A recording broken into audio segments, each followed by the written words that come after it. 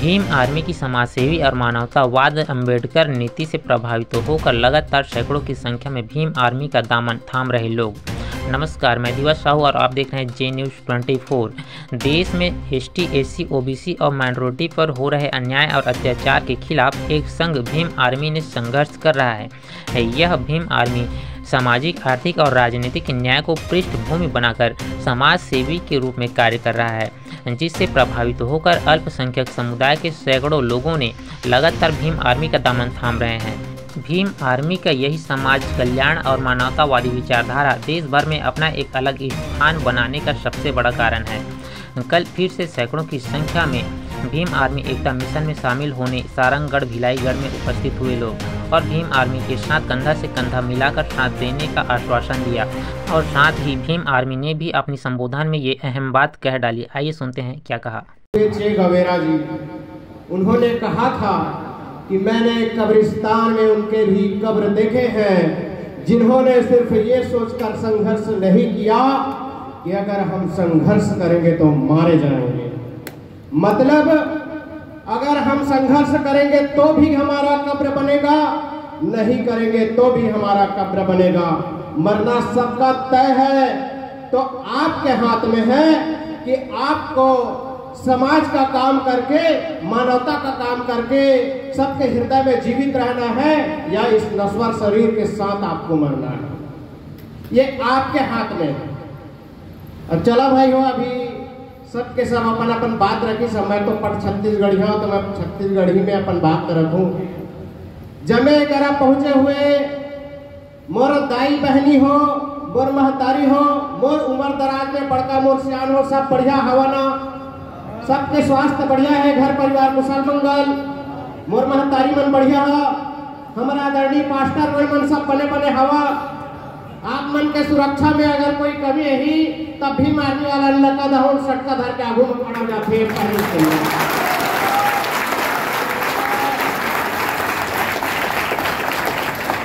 मैं एक बात और कहना चाहता हूं। अगर अधिकार के लड़ाई में हम पीछे होथन तो याद रहे हमारा बचाने वाला कोई आने वाला नहीं है, क्योंकि जिसकी लाठी उसकी भैंस एक कहावत है। तो जो भैंस आते हो मतलब भगाए के जवाबदारी गला हमरे सटका न गला हमिल धर रहे आने नहीं आया। मतलब समझना चाहिए, अगर प्रेस मीडिया के माध्यम से अगर एक तीर तार में हो ही या सुनत हो ही तो मन थोड़ा ध्यान दे और बात ला, क्या चिंता मत करो।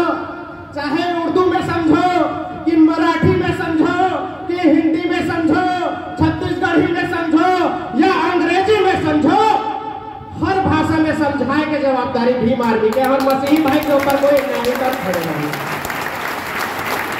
भाई हो, जिस तरह से आज छत्तीसगढ़ में पूरा देश के अंदर में मसीही समाज के ऊपर जो शोषण अन्याय लगातार होता थे, जिस तरह से हमारे मसीही समाज के माता बहनी के साथ रोज शोषण होते, हर सत्य में घुस काम के कपड़ा खींच ले जाते, हम मारा जाते, हम पीटा जाते, सर फाड़ दिए जाते मन के मार मार के, और मन के लिए आज आवाज उठाने वाला तक कोई नहीं है।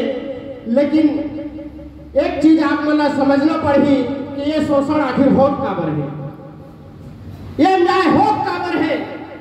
मैं समझता ये शोषण के सिर्फ एक ही कारण है कि प्रभु मानने वाला मन क्षमा करत करत आए है, ओमन के हृदय बढ़े, ओमन के आशीष बढ़े, ओमन के दुआ सबके लिए समान रखे। तो ये गैर बराबरी, उच्च नीच, जात पात भेदभाव करने वाला सामंतवादी पूंजीवादी सरकार ने ये चीज हजम नहीं होते, तेकरे से तिर आप मन के ऊपर हमला करत है। ये प्रभु यीशु मसीह जी के मानने वाला मन का करते, ये मन एक जगह स्थापित होकर के बैठ करके ये पूरा सृष्टि के सब आदमी के लिए दुआ भला करे के काम में मन करते हैं सबके साथ।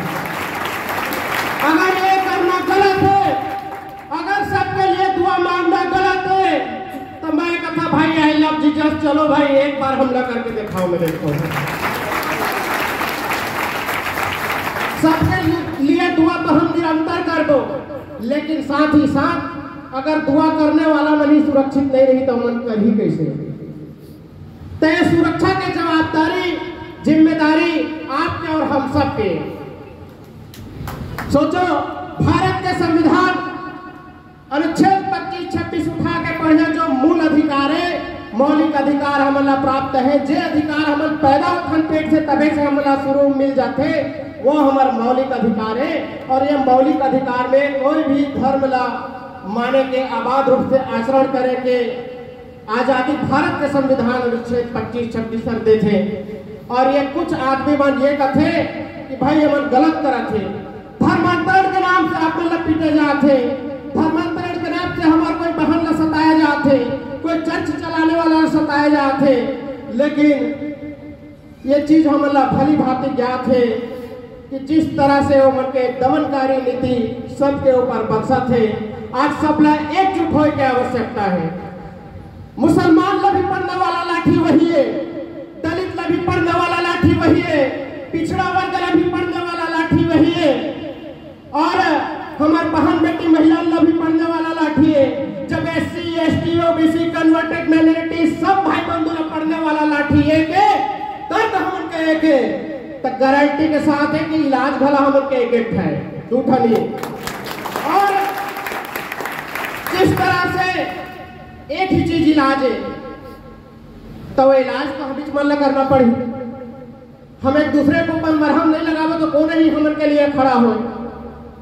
साथियों, बात का जरूर आप मन याद करिए कि जहां भी आज मन में ये डर बैठ गए कि कोई चर्च में हमला मत करो, कुछ दिन से बंद है, अगर हमला करूं तो गब्बर तो बाद में भी मार भी वाले पहली आ जाएगी।